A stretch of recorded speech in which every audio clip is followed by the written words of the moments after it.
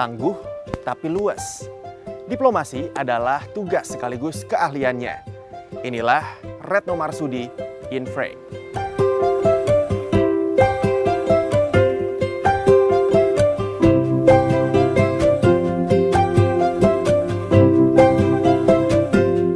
Retno Lestari Priyansari Marsudi, Menteri Luar Negeri perempuan pertama di Indonesia.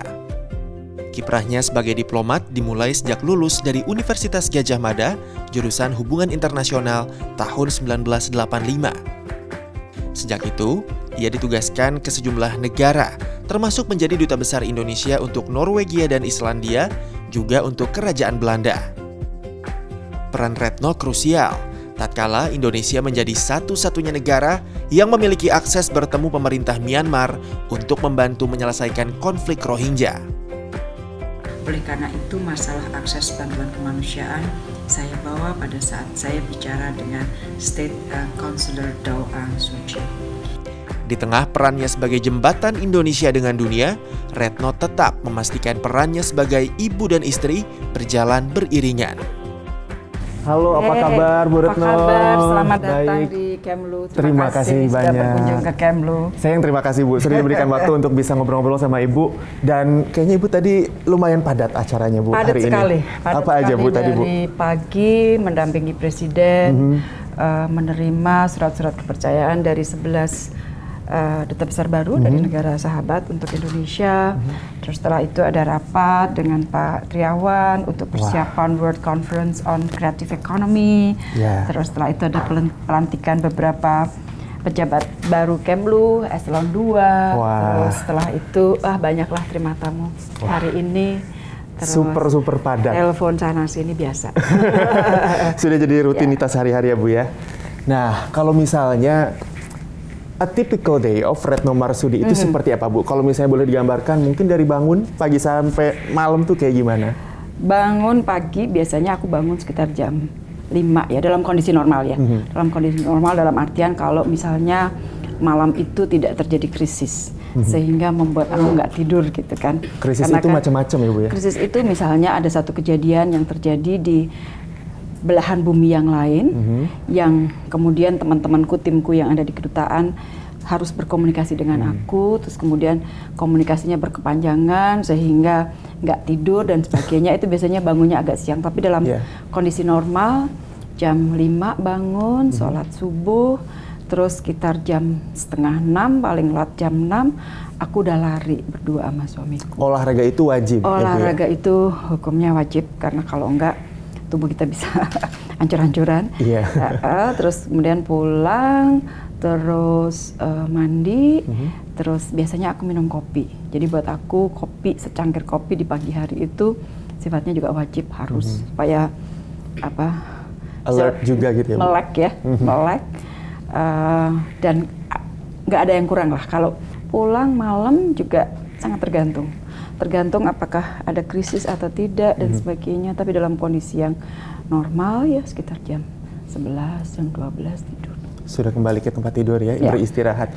Nah, di sepanjang seharian itu Bu, apa sih barang yang biasanya nggak boleh sampai nggak ada? Ini dia. Ini alat kerja, alat kerja karena semuanya kita komunikasi melalui ini kan, telepon, kemudian juga pesan-pesan yang lain juga melalui ini. Jadi biasanya ini yang selalu saya ingat, tidak boleh tertinggal, dan saya bisa dikatakan hidup saya hampir 24 jam ya, karena tidur pun saya akan membawa ini. Karena misalnya di UN misalnya ada satu isu yang sedang dibahas dan memerlukan voting kan, mereka harus minta persetujuan Menteri Luar Negeri dulu. Kita terus komunikasi. Jadi hidup saya nggak ada batasan ruang, nggak ada batasan waktu. Selalu siap untuk bisa dihubungi 24 jam, 7 hari seminggu. Nah, dengan kesibukan itu juga Bu, sebetulnya kalau misalnya dalam menjalani sehari-hari itu, prioritas seorang Bu Retno itu seperti apa sih? Karir atau keluarga, dan seperti apa mungkin penggambarannya? Dua-duanya penting semua. On top ya, dua-duanya. Dua-duanya ya, karena sejak awal ya, dan alhamdulillah sejauh ini bisa dua-duanya bisa dilakukan bersama. jalan seiring. Memang kadang-kadang satunya harus direm dikit, satunya maju. Kadang-kadang dua-duanya bisa maju bareng. Gimana sih Ibu cara membalanskan kedua aspek tersebut agar selalu bisa jalan beriringan, selaras? Emang harus ada satu teamwork ya. Karena kalau katakanlah anggota keluarga kita berpandangan bahwa oke, berarti yang namanya ibu itu harus 1, 2, 3, 4 banyak gitu ya, mungkin agak susah. Jadi nggak ada pekerjaan yang ini harus kamu, ini aku dan sebagainya. Jadi siapa yang bisa nyabet kerjaan itu kita sabet gitu. Dalam mendidik anak-anak saya tekankan tanggung jawab. Jadi hidup kamu itu adalah milik kamu, terserah kamu mau ngapain.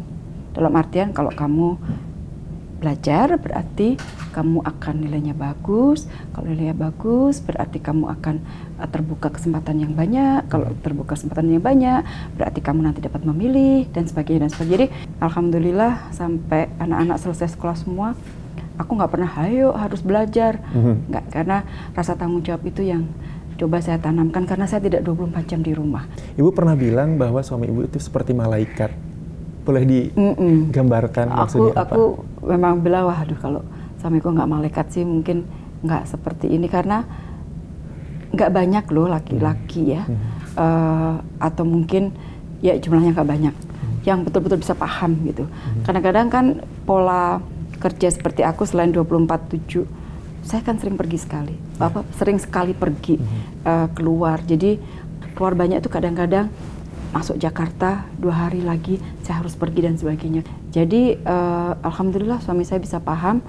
Paling dia kalau ngeteks gitu, jangan lupa makan, udah olahraga belum dan sebagainya. Jadi hanya untuk make sure bahwa aku baik-baik saja. Nah, dalam menjalani hidup ini prinsip yang selalu ibu pegang teguh apa sih Bu dari zaman dahulu kala dari kecil sampai sekarang yang tidak pernah berubah nilai itu? Disiplin. Disiplin. Perjalanan ini kan kayak investasi dari kecil, dari sedikit, dan dengan disiplin itu membantu banyak sih penyelesaian pekerjaan. Jadi saya mencoba setiap hari itu tidak ada pekerjaan yang tersisa. Walaupun mungkin saya harus bawa pulang dan sebagainya, karena saya tahu bahwa besok itu akan banyak lagi pekerjaan yang datang. Jangan pernah dipospon. Jangan pernah ditunda. Jangan pernah ditunda. Hobi Bu Retno itu apa sih Bu? Kalau kita lihat sebelumnya, saya sempat baca-baca juga katanya Ibu jago bersepeda. Saya bersepeda, mungkin lebih kepada aktivitas ya, aktivitas di luar kantor. Saya lari, saya jalan cepat, saya berenang, saya bersepeda. Saya suka baca juga. Terus kalau dulu masih suka sedikit-sedikit masak, tapi sekarang udah hampir nggak bisa. Saya suka pergi ke pasar. Jadi saya pergi kemanapun, ke negara manapun, tim saya udah apa? Yang saya cari ini pasar tradisional di sini di mana ya? Dan saya pergi ke pasar tradisional itu karena dengan melihat pasar itu saya bisa merasakan denyut kehidupan masyarakat lokal. Dengar-dengar Ibu juga jago dansa. Dansa iya. Sekarang sudah agak jarang ya. Jadi dulu waktu penempatan saya yang kedua di Belanda, saya dan suami sempat benar belajar. Jadi kita di Belanda masih kita belajar, sampai kita ujian segala. Terus ujian dansa maksudnya? Ujian dansa. Kita ikut betul-betul ikut ujian dansa. Bajunya jadi baju yang untuk Caca sama baju yang untuk yang lain, jenis yang lain waltz, itu juga gitu waltz itu berbeda. Terus ikut ujian pakai nomor punggung segala. Dulu waktu jadi dirjen, setiap pagi saya dansa. Setiap pagi dansa? Sebelum ke kantor saya dansa dulu. Bersama suami? Wah, romantis banget Bu. Apa yang paling disukai dari berdansa? Gembira ya, terutama kalau Caca. Kalau irama-irama yang seperti itu kan riang ya. Jadi sebelum saya ke kantor pagi-pagi, sebelum mandi malah pakai daster, kita dansa dulu. Jadi udah riang, udah seneng mandi ke kantor. Jadi ke kantor bawaannya moodnya bagus gitu ya Bu ya. Jadi pas bekerja pun ada semangat terus, ada energi untuk bekerja. Sekarang selama saya sudah menjabat menteri, beberapa kali masih manggil guru untuk dansa. Oh ya? Di rumah. Masih sampai sekarang? Masih. Wah, Bu, boleh nggak kalau misalnya ajarin saya 1, 2, 3 langkah dansa? Waduh. Gimana Bu? Apa, mau apa? Ibu paling jago apa nih Bu? Saya sendiri jago. Saya sama sekali. Saya sih nggak jago. Mungkin Caca bisa lah. Caca. Boleh gimana Bu? Kira-kira caranya? Aja ya. Oke. Mundur, maju, Caca. Oh, mundur. Jadi kalau laki-laki berarti kalau saya kan mundurnya kanan, laki-laki mundurnya kiri. Oh, jadi kaki kiri ya? Sorry, aku kanan. Oh, kanan, sorry. Oh, kanan aku. Kanan ya. Kanan. Jadi mundur, maju, Caca. Ya, itu apa namanya basic stepsnya ya. Basic stepnya. Wah. Tapi menyenangkan kok. Itu apakah selain tadi memang membuat mood jadi bagus, sebetulnya apakah memang Ibu juga dari dulu memang punya ketertarikan menari, dansa atau menari? Menari. Sebenarnya basis saya adalah karena saya waktu kecil, waktu masih anak-anak, salah satu kewajiban di dalam keluarga itu adalah menari. Karena kebetulan orang tua saya Jawa 100%, dan saya dididik dengan filsafah Jawa, sehingga menari itu merupakan bagian dari hidup saya. Waktu saya SMP, jadi saya masih ingat, saya pernah menjadi juara lomba menari sekota Semarang. Wah. Waktu masih sering kita ikut lomba-lomba gitu. Karena kalau untuk orang Jawa yang namanya peksan itu juga olah jiwa, olah rasa dan sebagainya. Wah, ternyata sisi lain dari seorang Retno Marsudi itu banyak. Termasuk juga menyanyi dengan Eleo Band. Eleo Band. Ini hobi baru atau sudah lama tapi baru sekarang terekspos, Bu? Sebenarnya tidak pernah serius banget sih menyanyi. Tapi karena kumpul-kumpul dengan teman-teman menteri, terus kemudian Pak Mensesnek mantu waktu itu, yuk kita ngeband yuk gitu. Jadi mau ngadu apa nih, ngadunya udah kita ngeband aja. Jadi terus kemudian kita kontak-kontakan berapa nih, bertujuh kita akhirnya. Rame-rame ya Bu, menghibur jadi hadiah tersendiri. Seru sekali. Masuk menghibur diri sendiri. Nah itu dia, menghibur diri sendiri. Dan termasuk juga mungkin dalam cara Ibu berbusana. Ibu ini salah satu menteri yang paling trendy, paling fashionable Bu. Ada inspirasi khusus dari mana biasanya untuk mendapatkan? Enggak, biasanya cuman saya di waktu yang kosong ya, misalnya lagi jenuh banget, saya biasanya lari ke majalah perempuan, karena bagaimanapun saya perempuan kan, jadi ngelihat mode. Terus saya kebetulan agak rajin pergi ke pameran batik, saya suka pergi. Wah. Terus saya ada beberapa desainer, aku nggak usah sebut namanya, tapi aku desainer Indonesia, nggak mahal kok harganya. Tapi aku biasa berkomunikasi, ada yang baru nggak, atau kemudian aku ngeliat melalui ini. Jadi senang aja mepadu padan, dan ada penyakit yang jelek nih, kalau lagi sumpek, lagi stres, beli baju. Termasuk mungkin juga dengan gaya busana Ibu selalu memakai bando. Beberapa kesempatan kadang-kadang memakai bando. Sekarang udah nggak. Udah jarang ya Bu? Iya, karena sebenarnya hanya untuk kelihatan rapi aja, karena kan banyak sekali misalnya kayak hari ini kan tight sekali, setiap 30 menit 1 jam ganti terus gitu. Nah, saya hanya ingin stay supaya nggak kelihatan amburadul, nggak rapi dan sebagainya gitu. Memang menarik sekali Bu Retno, dan saya penasaran sebetulnya dengan Ibu aktivitasnya seabrek ya Bu.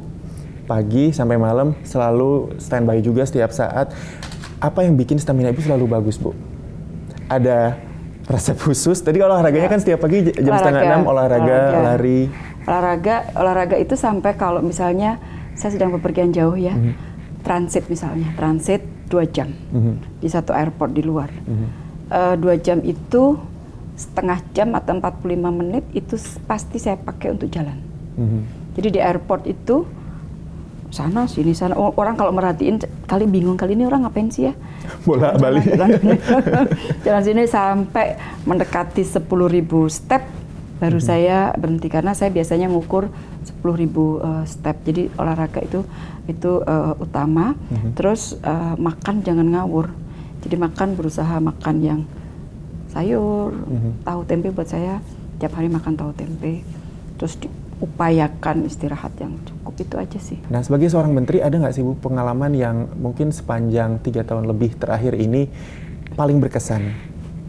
Atau mungkin tidak sebagai menteri saja, sebagai diplomat yang paling berkesan? Berkesan dalam arti apa? Baik atau? Yang baik boleh, yang buruk boleh.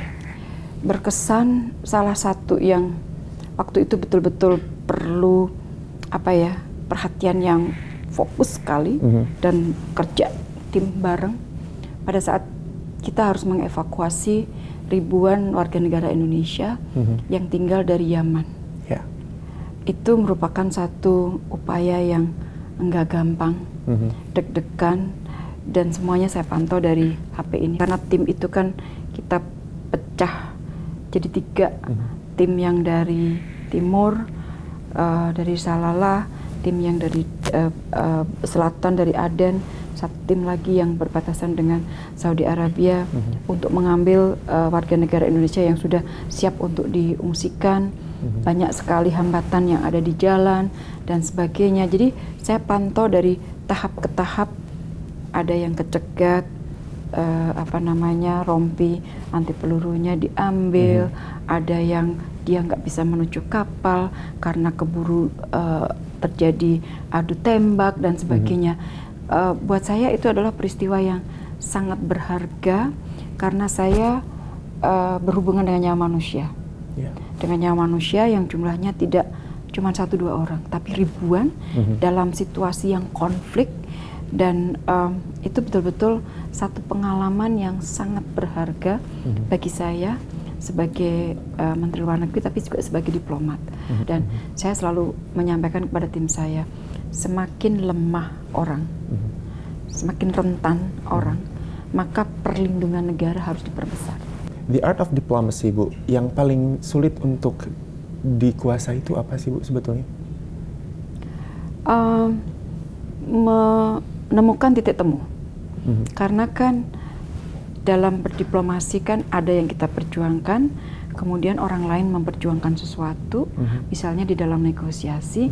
Nah, yang paling bukan paling rumit, tapi tantangannya selalu bagaimana kepentingan kita secara maksimal dapat kita perjuangkan, dan tentunya kalau kan selalu ada take and give, seberapa besar kita bisa mengakomodir kepentingan orang lain untuk kita.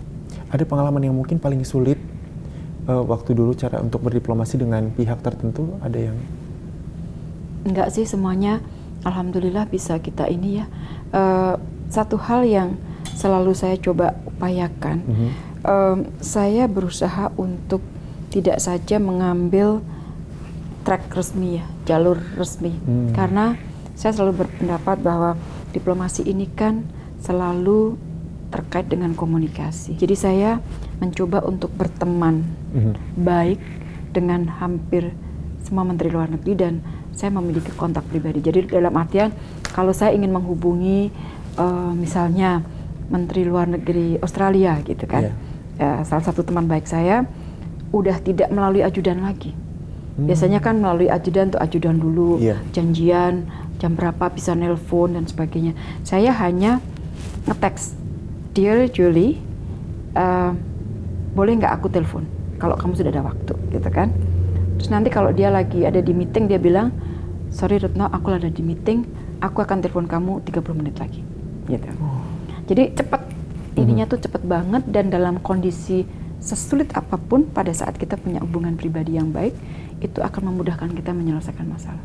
Diplomasi ini kan ilmu yang bisa selalu kita temui juga sehari-hari, Bu. Apalagi kalau kita bekerja dengan sejawat dan lain sebagainya. Ibu punya tips nggak, Bu? Gimana caranya kita bisa berdiplomasi dengan orang yang mungkin emang agak kurang kooperatif? Kasih dia perhatian. Ambil, saya biasanya kalau mau ketemu orang baru, yang saya pelajari adalah CV-nya dulu. Dikenali dulu ya, Bu? Saya berusaha untuk, saya dudukkan posisi saya di posisi dia. Oke, dia menikah dengan siapa, anaknya berapa, anaknya umur berapa, sampai ke sekolah anaknya, dia sekolahnya kira-kira di mana, hobinya dia apa.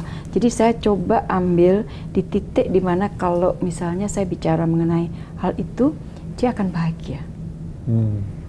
Misalnya kalau saya, misalnya teman bicara saya, kalau misalnya dia bicara mengenai anak-anak saya, itu pastikan membuat saya bahagia. Oh ya, anakmu ini ya, ada yang dokter, ada yang apa namanya sudah menikah dan sebagainya. Itu kan satu pembuka yang membuat kita itu nyaman ya. Dan biasanya setelah itu, insya Allah sih semuanya akan menjadi lebih mudah. Tidak selalu mudah, karena kan kepentingan kita jelas berbeda, tapi at least mempermudah. Ibu sempat menjadi duta besar beberapa negara, Islandia, Norwegia, dan juga Belanda, dan sudah ke berbagai negara dan melihat berbagai budaya. Dalam konteks di era seperti saat ini, Bu, di mana kita juga mendapatkan arus informasi yang sangat besar dari berbagai arah, untuk menghadapi perbedaan-perbedaan yang ada di luar, ketika kita dihadapkan dengan banyak adjustment harus, tapi once akar itu kita pegang, insya Allah kita nggak akan terombang-ambing. Oleh karena itu dulu waktu saya masih kecil, pendidikan orang tua itu ada di pendidikan kultur itu tidak untuk menjadikan kita terpisah dari yang lain.